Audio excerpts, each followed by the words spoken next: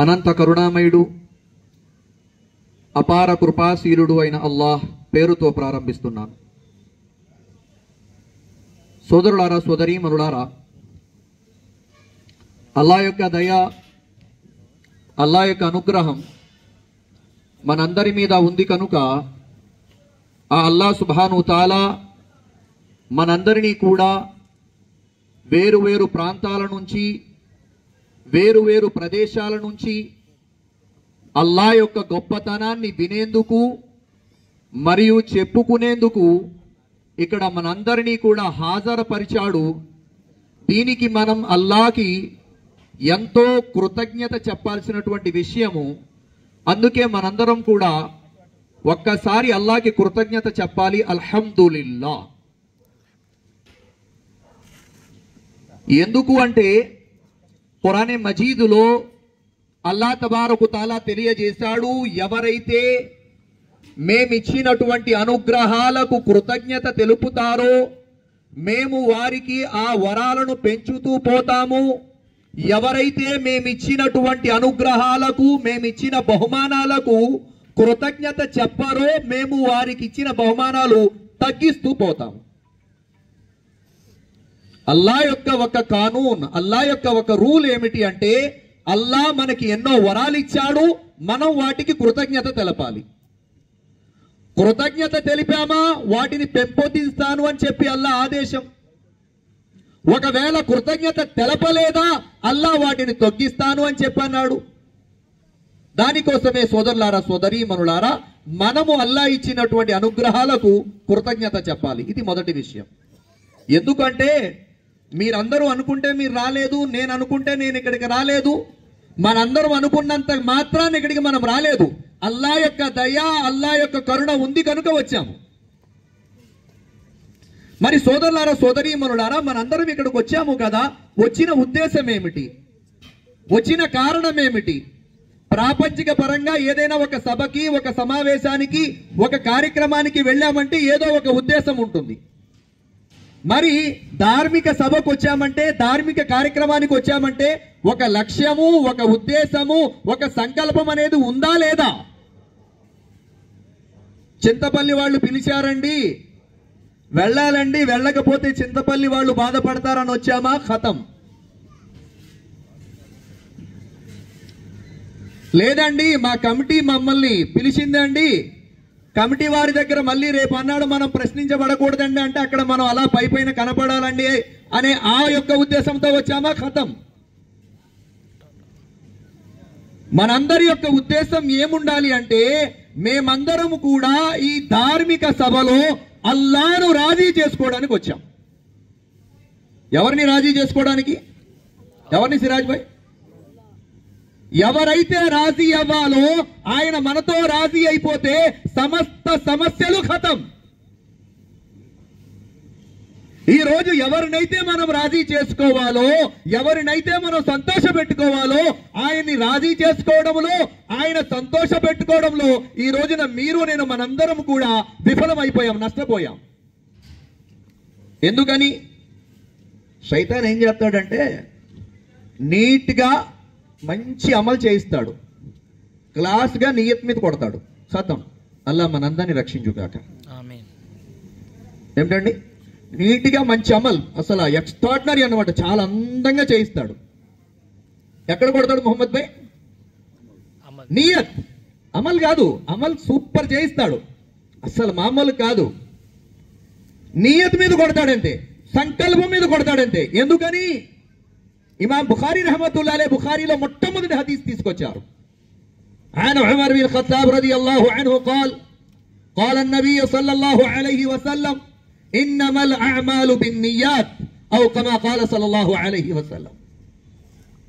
ఇమాం బుఖారీ రహమతుల్లాహి అలైహి బుఖారీలో మొట్టమొదటి హదీస్ Hazrat Umar bin Khattab రదియల్లాహు అన్హు తెలుపుతున్నారు, రసూలుల్లాహ్ సల్లల్లాహు అలైహి వసల్లం తెలియజేశారు, మానవుని యొక్క సమస్త ఆచరణల యొక్క ప్రతిఫలం వారు చేసే సంకల్పాలపై ఆధారపడి ఉంటుంది అన్నారు అల్లాహ్కే నబీ. హదీస్ పెద్దది, షార్ట్ అంటే దాంట్లో కొంచెం చెప్తున్నాను మీ ముందు.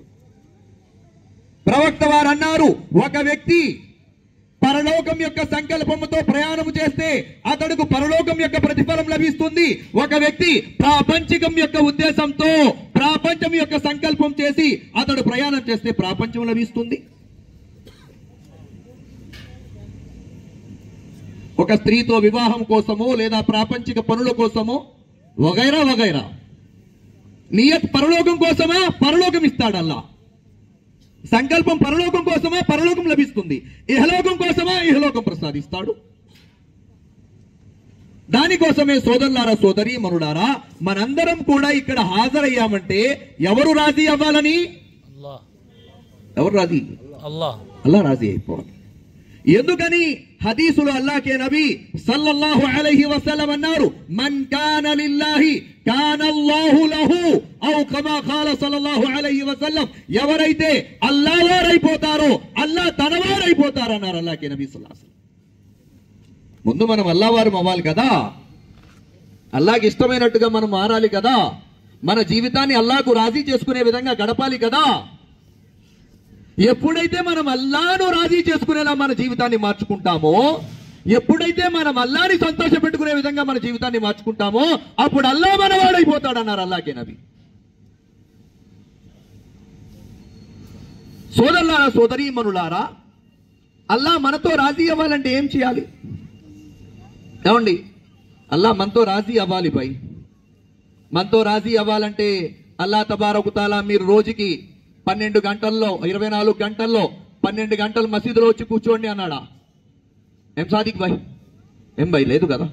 12 గంటలు వచ్చి మసీదులో కూర్చోండి అని చెప్పలేదు అల్లా. సంవత్సరంలో 6 నెలలు ఉపవాసాలు ఉండండి, 6 నెలలు తినండి, ఇది కూడా చెప్పలేదు అల్లా. రాత్రి పడుకుంటే సగం రాత్రి నిలబడి నమాజ్ చేయండి, ఇది కూడా చెప్పలే అల్లా. మరేం చెప్పాడయా? దేనితో రాజీ అయిపోతానన్నాడు అల్లా, దేనితో సంతోషపడిపోతానన్నాడు అల్లా. ఏ పని చేస్తే అల్లా సంతోషపడిపోతాడు? ఒక్క పని చేస్తే అల్లా రాజీ అయిపోతాడు. చేద్దామా ఇన్షాల్లా? ఒక్క పని, ఆ ఒక్క పనితో అల్లా రాజీ. ఆ పని ఏమిటి అంటే అల్లా ఖురానీ మజీదులో అంటాడు, సూరా తోహాలో, ఇన్ననీ అన అల్లాహ్ లా ఇలాహా ఇల్లా అనా. అల్లా అంటున్నాడు, నిశ్చయముగా నేనే అల్లాను, నేనే దైవాన్ని, నన్ను తప్ప మీరు ఇతరులను ఆరాధించకండి. ఈ రోజున ముస్లిం సమాజంలో చాలా దురదృష్టము మరియు బాధాకరమైన విషయం ఏమిటంటే అల్లాయే చేస్తాడండి అన్ని. అల్లా తప్ప ఎవరున్నారు చెప్పండి? అల్లాయే చేస్తాడు. కానీ కొంచెం కష్టం రాగానే ఏం చేసాడండి అల్లా, ఏం చేశాడు అల్లా మాకు? అల్లా నమ్ముకున్నాం, అల్లాయే అన్నాం, అల్లాయే సర్వస్వం అన్నాం, అల్లా తబారక్ తఆలా ఏం చేశాడండి మాకు అనేవాళ్ళు లేరా? ఏం భయ్, ఉన్నారా లేరా? మేము ఒక ఇంటికి వెళ్ళాం నమాజ్కి రమ్మని పిలవడానికి, తప్పేం కాదు కదా. ఈ రోజున బీమా పాలసీ కోసం పిలుస్తానికి వెళ్తారు. ఏమండి, మార్కెటింగ్ యాడ్ చేసేవాళ్ళేమో మార్కెట్ ప్రచారం కోసం వెళ్తారు. అలాగే మేము వెళ్ళాం నమాజ్కి. ఒక సోదరుడు బాగా అంటే అసలు రావట్లేదని చెప్పేసి పిలవడానికి వెళ్ళాం. సోదరా మసీదుకి రండి అంటే, రానండి నేను అల్లా మీద అలిగాను, అల్లా నాకేం చేయలేదు అంటున్నాడు. ఏమైందిరా నాయన అంటే, అల్లాగేం నేనేం ఏం తప్పు చేశానండి? అల్లాగే 2 కూతుర్ని చేశాడు అల్లా నాకు. ఏంటంట? నవ్వాల్సిన విషయం కాదు సోదరులారా, ఏడాల్సిన విషయం.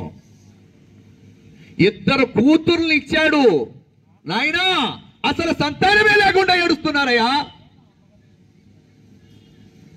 అయినప్పటికీ కూడా ఇప్పటికీ కూడా అంటుంటారు, భయ్యా దువా చేయండి, పెళ్ళై 8 ఏళ్ళైంది ఇంకా పిల్లలు లేరు, దువా చేయండి భయ్యా పెళ్ళై 10 ఏళ్ళైంది ఇంకా పిల్లలు లేరు అని చెప్పేసి.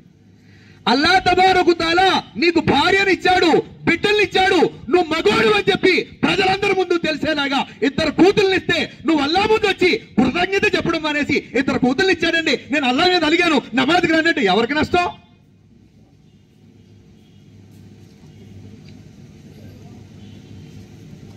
కష్టాలు ఇచ్చేస్తున్నాడండి అల్లా. అరే నాయనా, మన కష్టాలు పూర్వీకుల కష్టాలతో పోల్చుకుంటే కాదు అసలు. అల్లా మనందరినీ రక్షించుగాక. కానీ ప్రవక్త వారు ఒకటే చెప్పారు, అబూ బకర్ రదియల్లాహు తఆలా అన్హు గారితో, అబూ బకర్, విశ్వాసము తర్వాత అల్లా యొక్క గొప్ప అనుగ్రహాలలో ఒక గొప్ప అనుగ్రహం ఆఫియత్, ప్రశాంతమైన జీవితం. అల్లాతో అదే వేడుకోండి అన్నారు. కానీ కష్టాలు వస్తే, బాధలు వస్తే, సమస్యలు వస్తే కృంగిపోకూడదు. అల్లా నాకే కష్టాలు ఇచ్చేస్తున్నాడేంటండి, బాధలు నాకే ఇచ్చేస్తున్నాడేంటండి, ఇబ్బందులు నాకే ఇచ్చేస్తున్నాడేంటండి, సమస్యలు నాకే ఇచ్చేస్తున్నాడేంటండి. అరే స్కూల్లో ఉన్నవాడికి రా నాయన పరీక్ష, బయట తిరిగేవాడికి పరీక్ష ఉండదు, రాసి పెట్టుకో. అల్లా నా దైవము, అల్లా నా సృష్టికర్త అని నమ్మిన వాడికే కష్టాలు, అని నమ్మిన వాడికే పరీక్షలు. నాయన పరీక్షలు ఎవరికి వస్తాయి? అల్లాకే నబీ సల్లల్లాహు అలైహి వసల్లం ఎప్పటి వరకు అయితే కేవలం గారే హీరాలో వెళ్లి అల్లాను స్మరించుకుంటూ జీవితం గడిపారో అప్పటి వరకు వారి మీద ఎలాంటి పరీక్షలు కూడా అల్లా వేయలేదు. అల్లా యొక్క నామస్మరణ చేస్తూ ఉండేవారు, అల్లా యొక్క ధ్యానంలో నిమగ్నమై ఉండేవారు. ఎప్పుడైతే తమ జాతి ప్రజలకు సృష్టికర్త ఒక్కడే, అల్లా తప్ప వేరు ఆరాధ్య దైవం లేడు, ఆయన్నే వేడుకోవాలి, ఆయన్నే అర్థించాలి, ఆయన్నే నమ్ముకోవాలని చెప్పి ప్రవక్త వారు ఎప్పుడైతే చెప్పడం ప్రారంభించారో పరీక్షలు అప్పటి నుంచే మొదలయ్యాయి. సొంత కూతుర్లకి తలాక్ అయిపోయిందండి. కూతుర్లకి తలాక్ అయిపోతే ఆ కష్టం ఎలా ఉంటుందో అనుభవించిన తల్లి తండ్రులకు తప్ప ఎవరికి అర్థం కాదు. ఎంత చెప్పినా మనం వివరించలేం, ఆ బాధ వాళ్ళకే అర్థమవుతుంది. ప్రవక్త వారిని నిజాయితీ పరుడు, సత్యవంతుడు అనే వాళ్ళే రాళ్ళిచ్చి కొట్టేలా చేశారండి కొందరు. మహాప్రవక్త హజరత్ ముహమ్మద్ సల్లల్లాహు అలైహి వసల్లం ఒక రోజున తమ ఇంట్లో ఉన్నటువంటి ఒక కట్టెల మంచం ఏదైతే ఉందో ఆ మంచానికి పొట్టని ఆంచుకొని ఇలా నొక్కుకొని ప్రవక్త వారు పడుకుంటే అమ్మ ఆయిషా అడిగారు, యా రసూలల్లాహ్, ఎందుకు మీరు అలా నొక్కుకుంటున్నారంటే, ఆయిషా ఆకలికి తట్టుకోలేక నొక్కుకుంటున్నానన్నారు. అల్లాహ్కి నబీ, అన్ని కష్టాలు లేవు కదా మనకి, 3 పూటలు ఇచ్చాడు అల్లా, అల్హమ్దులిల్లా. పొద్దున్న బిస్మిల్లా, మధ్యాహ్నం బిస్మిల్లా, సాయంత్రం బిస్మిల్లా, అల్హమ్దులిల్లా. సోదరులారా, సోదరీమణులారా, ఆ అల్లాను రాజీ చేసుకోవడానికి ఒకే ఒక్క పని మనం చేయాలి. కష్టాలు వచ్చినా, బాధలు వచ్చినా, రోగాలు వచ్చినా, ఇబ్బందులు వచ్చినా, సమస్యలు వచ్చినా, ఏ సమస్య వచ్చినా ఆ అల్లా ముందు తప్ప ఈ తల ఎవరి ముందు తెచ్చకూడదు. శైతాన్ చెప్తాడు చాలా తెలివిగా, మామూలుగా వేయడు. ఎప్పుడు ఎక్కడ ఎవరికి ఎలా వేస్తే పడతారో వాడికి తెలుసు, మీకు నాకు తెలియదు. అల్లా మనందరినీ వాడి యొక్క కుట్రల నుంచి రక్షించుగాక. ఎందుకంటే మనందరి యొక్క పూర్వీకుడు పితామహుడు ఆదం అలైహిస్సలాతు వస్సలాం గారికి వేసేసాడు. మీరు మేమెంత, మనందరం పిల్లలం. ఏంటి వదినా, వదినా ఏంటి మీ అమ్మాయికి సంబంధం కుదరట్లేదా? కొత్తలాంక ఉందంట, అక్కడికి వెళ్ళి జస్ట్ 3 వారాలు వెళ్ళొచ్చేస్తే నీ కూతురికి పెళ్ళి అయిపోతుందంట.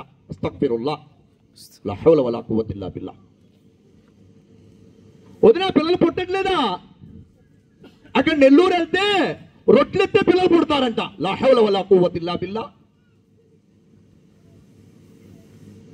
సోదరులారా, సోదరీమణులారా, శైతాన్ ఏదో ఒక రకంగా మనందరినీ కూడా షిర్కు వైపు తీసుకెళ్తాడు, అల్లాహ్కు వ్యతిరేకమైన పని చేయడానికి తీసుకెళ్తాడు, అల్లాహ్కి విరుద్ధమైన పని చేయడానికి తీసుకెళ్తాడు. చెప్పాలి, లా హౌల వలా కువ్వత ఇల్లా బిల్లాహ్. మేము ఈ కష్టాలను అనుభవిస్తాం, కానీ అల్లాహ్ ముందు తప్ప మేమెవరి ముందు మా తల దించాం, అల్లాహ్కి తప్ప మా సమస్యలు ఎవరికి చెప్పుకోం మేము.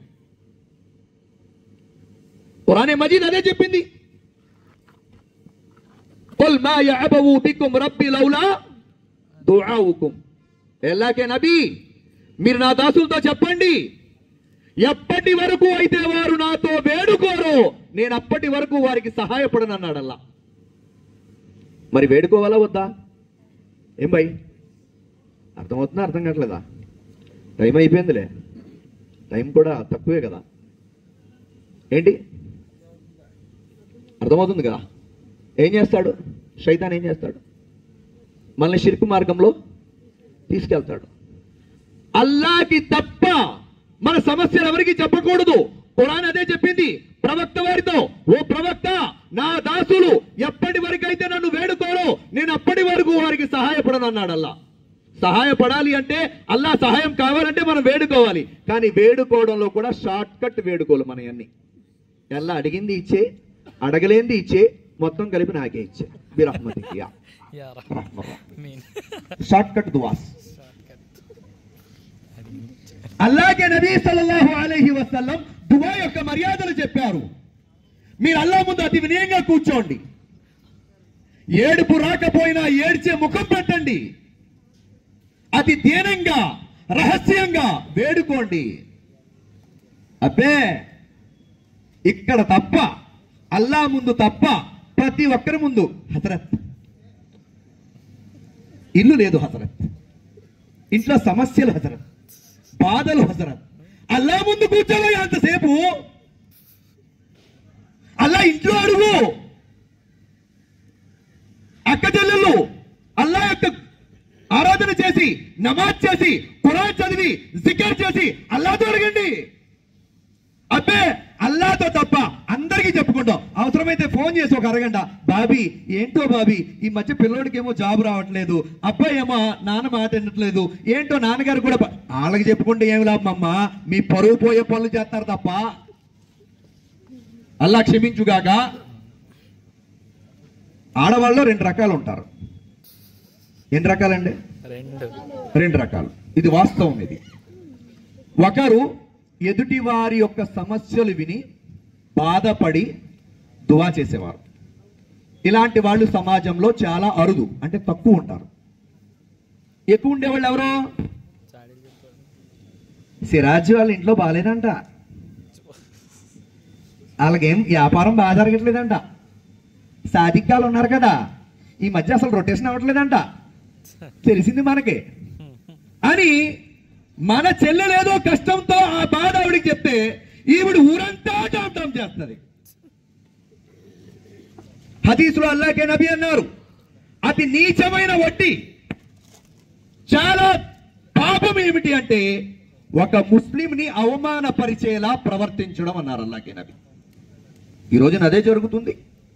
దానికి కారణం మనం కష్టాలు అల్లాహ్కి చెప్పుకోవడం మానేసి, బాధలు అల్లాహ్కి చెప్పుకోవడం మానేసి, సమస్యలు అల్లాహ్తో చెప్పుకోవడం మానేసి అందరి ముందు గంటలు గంటలు, అందరి ముందు గంటలు గంటలు. అల్లాహ్ క్షమించుగాక. సోదరులారా, సోదరీమణులారా, మరి కష్టాలు వచ్చాయి, బాధలు వచ్చాయి, రోగాలు వచ్చాయి, ఇబ్బందులు వచ్చాయి, సమస్యలు వచ్చాయి, ఎవరితో చెప్పాలి? అంతేనా? చెప్పండి గట్టిగా, ఎవరితో చెప్పాలి? అల్లాహ్తోటేనా? ఖురాన్ మజీద్ అదే అంటుంది, వస్తఈను బిస్సబ్రి వస్సలా. మీకు కష్టాలు వచ్చాయా, సహనంగా ఉండండి, నమాజ్ చదవండి, అల్లాహ్ సహాయాన్ని అడగండి. కష్టాలు వస్తే ఏం చేయాలంట? ఏం భయ్, ఏం చేయాలి? ఏం చేయాలి భయ్? మీరే చెప్పుకోండి, మమ్మల్ని ఎందుకు పిలుస్తారు మీరు? మమ్మల్ని పిలవకండి. కష్టాలు వస్తే మొట్టమొదటిగా సహనంగా ఉండాలి. ఎలా ఉండాలి భయ్? కంగారు పడకూడదు, బెంబేలు ఎత్తిపోకూడదు. అరే మనం నమ్మింది అల్లాహ్నయ్యా, అల్లాహ్ను, ఈ సకల చరాచర జీవరాశుల్ని, ఈ సృష్టిలో ఉన్న ప్రతి అణువుని సృష్టించిన వాడు, రూపాన్ని దిద్దినవాడు, వాటి పూర్తి అవసరాలు తీరుస్తున్నవాడు, ఈ జీవరాశులన్నింటికి మృత్యు ఇచ్చేవాడు, తీర్పు దిన రోజున మళ్ళీ తిరిగి బ్రతికించి లేపేవాడు. అలాంటి అల్లాహ్ను నమ్ముకున్నాం. మనం ఎందుకయ్యా కంగారు పడటం? మనం ఎందుకయ్యా బెంబేలు ఎత్తుకుపోవడం? మనం కంగారు పడితే శైతానికి ఆనందం వస్తుందా, బాధ వస్తుందా? కరెక్ట్ జవాబు వచ్చింది. ఆనందమా బాధ? ఆనందమే కదా. అరే బాధ అన్నాడు ఎవడు? ఈడు హఫీజ్ గడు. బాధ కాదు. మనం బాధపడ్డ, కష్టాలు వచ్చేసి అల్లా నాకు కష్టాలు ఇచ్చేసాడు బాబోయ్, అల్లా నాకు బాధలు ఇచ్చేసాడు బాబోయ్ అంటే శైతాన్ గడికి తెగ ఆనందం వచ్చేస్తుంది. నువ్వు ఇంకా బాధపడాలి, నువ్వు ఇంకా ఏడాలి, నువ్వు ఇంకా అల్లాకి దూరం అయిపోవాలని చెప్పేసి ఎప్పుడైతే కష్టాలు వచ్చాయో, బాధలు వచ్చాయో, ఇబ్బందులు వచ్చాయో, అల్లా నువ్వు తప్ప ఇంకెవరున్నావు, నువ్వే ఇచ్చావు కదా, నువ్వు తప్ప ఇంకెవరు రక్షిస్తారల్లా, నన్ను పరీక్షించొద్దల్లా, తట్టుకునే తీమాలు లేదల్లా చెప్పాను. కానీ అల్లా వెంటనే నా దాసుడా నేనున్నానయ్యా, నువ్వు భయపడక, నేను చూసుకుంటా, నేను చూసుకుంటా.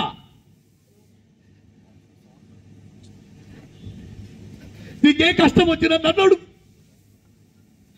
నీకే బాధ వచ్చినా నన్ను అడుగు, చిన్న కష్టం వచ్చినా నన్ను అడుగు, పెద్ద కష్టం వచ్చినా నన్ను అడుగు, చిన్న బాధ వచ్చినా నన్ను అడుగు, చిన్న కష్టం వచ్చినా నన్ను అడుగు, నన్ను తప్ప ఇంకెవరిని అడక్కయ్యా, నేనున్నాను నీకు.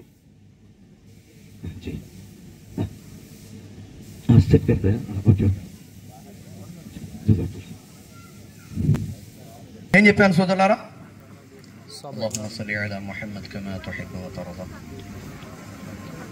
ఏ కష్టాలు వచ్చినా, ఏ బాధలు వచ్చినా, ఏ సమస్యలు వచ్చినా అల్లాహ్తో అడగండి. అల్లాహ్ తబారక తఆలా ఖురాన్ మజీదులో అన్నాడు, వస్తఈను బిస్సబ్రి వస్సలా. మీ కష్టాలు వచ్చినప్పుడు సహనంగా ఉండండి, నమాజు ద్వారా అల్లాహ్ యొక్క సహాయాన్ని పొందండి. దేని ద్వారా?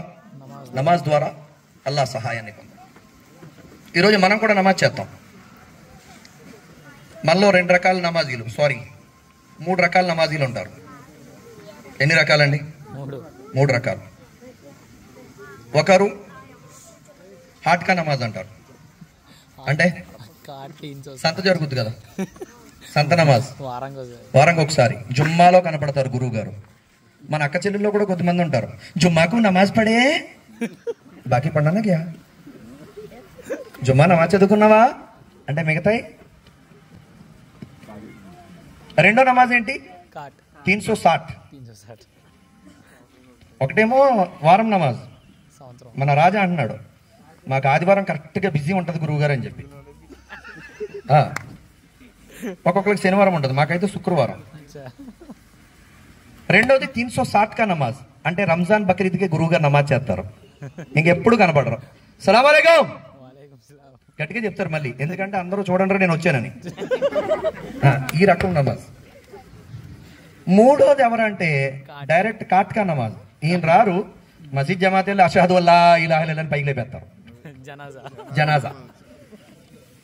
మనం ఈ నమాజీలు కాదండి, హార్ట్ 360 కాట్ కాదు. మనం 5 పూట్ల నమాజీగా ఉండాలి. ఎన్ని పూట్లు? ఎంత డబ్బులు ఖర్చు అవుతాయి బాయ్? ఎంత డబ్బులు ఖర్చు అవుతాయి? డబ్బేం ఖర్చు అవుదా? అయ్యో ఖర్చు అవుదా? ఒక్క పైసా ఖర్చు అవుతుంది ఆయన 5 పూట్ల నమాజ్కి. బై నమాజ్ ఎంత మహోన్నతమైనది అంటే, ఉపవాసాల యొక్క ఆదేశం జిబ్రాయిల్ ద్వారా అల్లాహ్ తబారక తఆలా ముహమ్మద్ సల్లల్లాహు అలైహి వసల్లం గారికి ఆయతులు అవతరింపజేశాడు.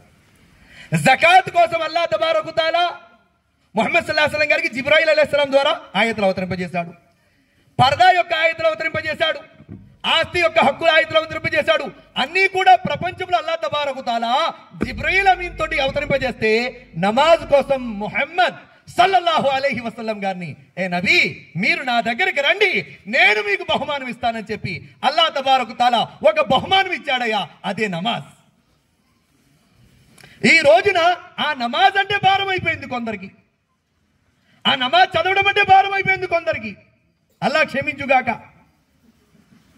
సోదరులారా, సోదరీమణులారా, హదీసులో అల్లాహ్కే నబీ సల్లల్లాహు అలైహి వసల్లం అన్నారు, ఒక మనిషి యొక్క శరీరములో తలకు శిరస్సుకు ఎంత ప్రాధాన్యత ఉన్నదో, ఒక ముస్లిం యొక్క జీవితంలో నమాజుకు అంత ప్రాధాన్యత ఉన్నది అన్నారు అల్లాహ్కే నబీ. చేయలేని వాళ్ళు ఉంటారు, ఏం భయ్ ఉంటారా లేదా? ఎస్ రాజు భాయ్. కాళ్ళు లేని వాళ్ళు ఉంటారు, కన్ను లేని వాళ్ళు ఉంటారు, చెవు లేని వాళ్ళు ఉంటారు. చెవు లేని వాళ్ళు కూడా చూశాను. తలకి లేనోడు సాది ఎవరన్నా వచ్చి లోపలికి లాగా తలకే దాకుండా మనం ఉంటామా? పారిపోతాం.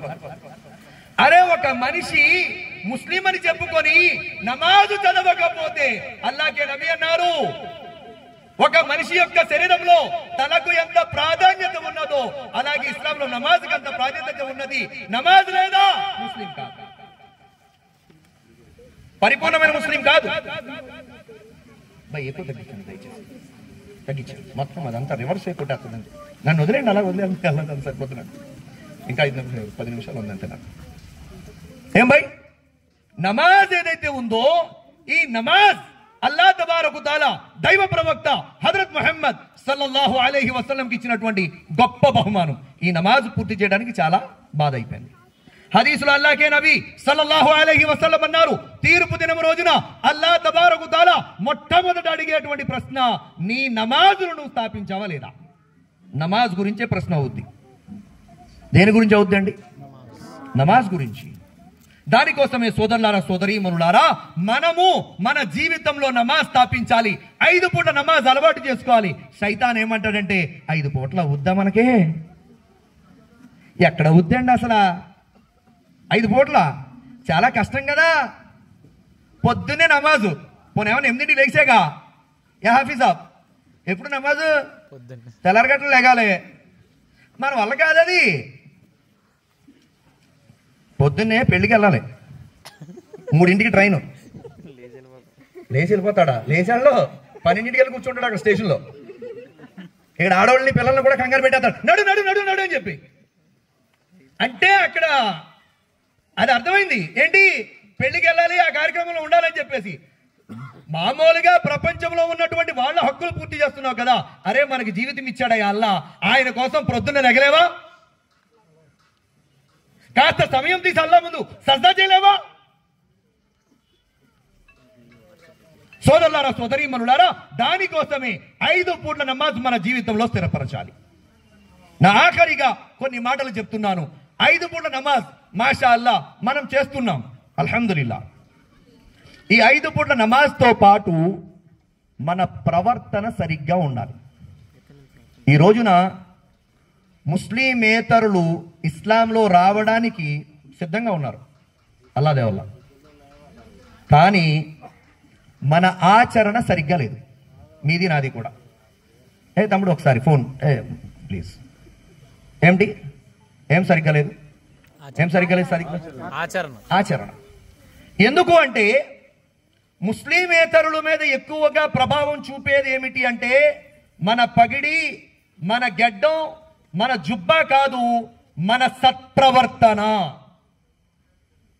ఏం చూపెడుతుంది? సత్ప్రవర్తన. హదీసులో అల్లాహ్కే నబీ సల్లల్లాహు అలైహి వసల్లం అన్నారు, ఆ వ్యక్తి నరకానికి దూరంగా ఉంటాడు ఏ వ్యక్తితో అయితే ప్రజలు కలవడానికి ఇష్టపడతారో అన్నారు. అల్లాహు అక్బర్. నా మాట అర్థమైందా లేదా? ఏ మనిషితోటైతే ప్రజలందరూ కలవడానికి ఇష్టపడతారో అలాంటి వ్యక్తి నరకానికి దూరంగా ఉంటాడు అన్నారు. ఏ వ్యక్తి నోటి కారణంగా, ఏ వ్యక్తి మాట్లాడే మాట విధానం కారణంగా ప్రజలందరూ బాబు ఈడికి సలాం రా బాబు, ఈడికి దగ్గరికి వెళ్ళకూడదు, ఈడు నోరే కుదురుండదని చెప్పి దూరం అయిపోతారో అల్లాహ్కే నబీ అన్నారు, ఆ నోరు కారణంగా అతను నరకానికి వెళ్తాడన్నారు అల్లాహ్కే. దానికోసమే సోదరులారా సోదరీమణులారా మన నోటి మాట సరిగ్గా ఉండాలి. ఈ రోజున దురదృష్టం మరియు బాధాకరమైన విషయం ఏమిటి అంటే తల్లిదండ్రులతో బిడ్డలు ఎలా మాట్లాడాలో తెలియటంలా. ఎవరితోటి? తల్లిదండ్రులతో. నానా నీకు అర్థం కాదా? నీకు అర్థం కాదా ఏంట్రా, నీ తండ్రి నానా మీరు చేయకండి ఆ పని, నేను చూస్తాను అన్నదానికి నానా నీకు అర్థం కాదా? మాట తేడా ఉందా లేదా? జన్మనిచ్చిన తండ్రితో మాట్లాడే విధానమా? తల్లితో కూతురికి మాట్లాడటం అర్థం కావడం లేదు. అమ్మాయి నీకు ఎన్నిసార్లు చెప్పానే చెయ్యొద్దనే, ఇటు అరుస్తావా? అమ్మా చేయకమ్మా ఆ పని, నీకు చెప్పాను కదా చేయకమ్మా అని చెప్పి ఈ చెప్పడానికేనే అమ్మా ఎన్నిసార్లు చెప్పానే నీగా, బయట పని మనిషిని పిలిచినట్టు. సోదరులారా సోదరీమణులారా మన ప్రవర్తన సరిగ్గా ఉండాలి, మన నోటి మాట సరిగ్గా ఉండాలి. హదీసులో అల్లాహ్కే నబీ సల్లల్లాహు అలైహి వసల్లం అన్నారు ఏమని, ప్రజలారా అందరితో చిరునవ్వుతో పలకరించండి, చిరునవ్వుతో సలాం చేయండి, ఇది మీకు దానముతో సమానమైన పుణ్యం ఇస్తుంది అన్నారు. ఏం చేయాలంట? చిరునవ్వుతో పలకరించడం, సలాం చెప్పడం, అస్సలాము అలైకుం. ఈ రోజున చిరునవ్వే కరువైపోయింది, అల్లాహ్ క్షమించుగాక. కొద్దిమంది చాలా సీరియస్ ఉంటారు, చాలా ఇంట్లో సమస్యలు ఏదో ఉన్నాయంటే ఓకే, ప్రతి టైం కూడా సీరియసే. సోదరులారా సోదరీమణులారా మన సత్ప్రవర్తన, మన నోటి మాట, మనం ఎంత నమాజీలు చేసినా మన ఈ యొక్క ఆచరణ చాలా ముఖ్యం.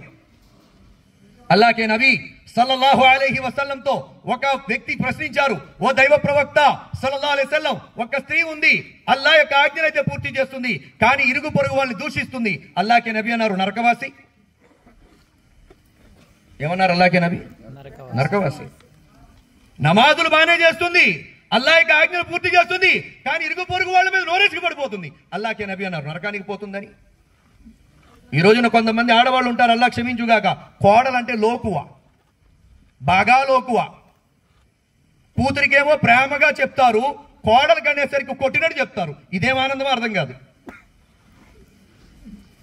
మీరు ఎక్కడైనా చూసారా? కోడలికి మాంగారికి ఎక్కడ గొడవలు ఉండవు. మీరు అబ్జర్వ్ చేశారా లేదో? గొడవలు ఎక్కడొస్తాయి? ఎందుకని? ఇప్పుడు నా చెల్లి తప్పు చేసింది, మా అమ్మ తెలివిగా ఏం చేస్తుంది?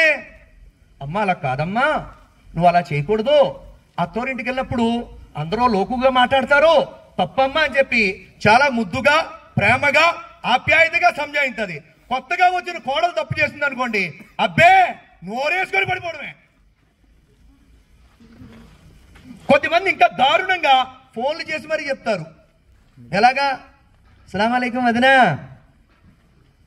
కొత్త కోడల గురించి చెప్పనా? ఏదో పెద్ద స్టోరీ చెప్పినట్టు. అలాగే కొద్దిమంది కోడళ్ళు కూడా తల్లితో ఒకలా ప్రవర్తింతారు, అత్తగారితో ఒకలా ప్రవర్తింతారు. కొందరు వీళ్ళ తల్లి వస్తుంది అనుకోండి, మా అమ్మ వస్తుంది, మీరు వెళ్ళి మాంసం తీసుకురండి అంట. మరి అత్తగారు వస్తే ఇంట్లో కూరగాయలు ఉన్నాయో వండేస్తాను. అండ్ మీ అత్తగారికి కూరగాయలను, మీ అమ్మగారికి మాంసమా? అల్లా క్షమించుగాక. సోదరులారా, సోదరీమణులారా, మన నమాజ్ మనం ఎంత చేసినా మన సత్ప్రవర్తన బాగుండాలి. మన కష్టాలు వస్తే అల్లా ముందు తప్ప ఈ శిరస్సు ఎవరి ముందు దించకూడదు. 5 పూట్ల నమాజును స్థాపించాలి. అతి ముఖ్యంగా ఆడవాళ్ళు పరదా చేయాలి. పరదా చాలా ముఖ్యం. కొద్దిమంది ఈ మధ్య ఏదో బొరకాలు వేసుకుంటూ ఉంటే కొద్దిమంది అంటూ ఉంటారు, టైం బతారు. కొద్దిమంది ఆడవాళ్ళు పరదా ఏదో ఇప్పుడిప్పుడే కొద్దిగా ఇస్లాం గురించి తెలుసుకొని వేసుకుంటూ ఉంటే కొద్దిమంది వెటకారం చేస్తూ అంటారు, పరదా వేసేస్తే పెద్ద ఏదో అల్లా మీద ప్రేమ వచ్చేసినట్టే. ఆ మాటలు నీకు ఎందుకమ్మా? నువ్వు వేయకపోతే అది నీకు అల్లాకి సంబంధించిన విషయం. వేరే వాళ్ళు వేస్తే దెప్పిపోడక తల్లి, ఆ పాపం నీకు అంటుకుంటుంది. అల్లా క్షమించుగాక. పోలే మీరు వేసుకోవట్లా, మీ ఎదురింటి ఆవిడ వేసుకుంటుంది. పోలే అమ్మ, ఆ అమ్మాయి పరదా నేర్చుకుంది, అల్హమ్దులిల్లా అని చెప్పి సంతోషపడండి. అల్లా మీతో రాజీ అవుతాడు. ఆనందపడండి, అల్లా మీతో రాజీ అవుతాడు. దెప్పి పడొద్దు, ఆ పాపం మీకు కూడా భాగం అంటుకుంటది. అల్లా తబారకు తాలా మీకు చెప్పేటువంటి నాకు కూడా ఆచరించే సద్బుద్ధి సౌభాగ్యం ప్రసాదించుగాక. వ ఆఖరు దఅవానా అనిల్ హమ్దులిల్లాహి రబ్బిల్ ఆలమీన్. సోదరీమణులారా, సోదరులారా, మీ అందరితో ఒక దువా యొక్క విన్నపం ఏమిటంటే, లోతు గడ్డ అనేటువంటి ఒక జంక్షన్ ఉంది ఇక్కడ. అక్కడ నూతన మస్జిద్ యొక్క ప్రారంభం కోసం ప్రయత్నాలు జరుగుతూ ఉన్నాయి. అందరూ కూడా దువా చేయండి. మొదటి విషయం, ఎందుకంటే దువాతో తప్ప మసీద్ కట్టడం ఎవరి వల్ల కాదండి. రఫీ భాయ్ గవర్నమెంట్ దువాతో తప్ప మసీద్ కట్టడం ఎవరి వల్ల కాదు. నేను అల్లాదే వల్ల 13 ఏళ్ళు అత్తిలి మసీదులో ఇమామ్గా పనిచేశాను. ఒక 5 ఏళ్ళు కోరమావుల్లో ఒక 1.5 ఇయర్ లేదా 2 సంవత్సరాలు, ఒక 2 సంవత్సరాలు మద్దూరు, ఒక సంవత్సరం పాలకొల్లు పక్కన ఎలవంచిలి, ఒక సంవత్సరం ఆ పక్కనే చిన్న విలేజ్ ఉంది పాలకొల్లు పక్కన పూలపల్లి అని, ఇలాగా ఒక 5-6 సంవత్సరాలు బయట చేశా. 13 సంవత్సరాలు ఒకే మస్జిద్ అత్తిలి సున్నీ జామియా మస్జిద్ యొక్క ఇమాముగా పనిచేశాను అల్లాదే వల్ల. 116 సంవత్సరాల మస్జిద్ అండి అది. ఎన్ని సంవత్సరాలు భయ్? 116 సంవత్సరాల మస్జిద్ అది. ఆ మసీదులో నేను పనిచేసి మానేశాను. ఎప్పుడు మానేశానంటే 2009 నుంచి 2022 వరకు చేశాను అక్కడ ఇమామ్గా.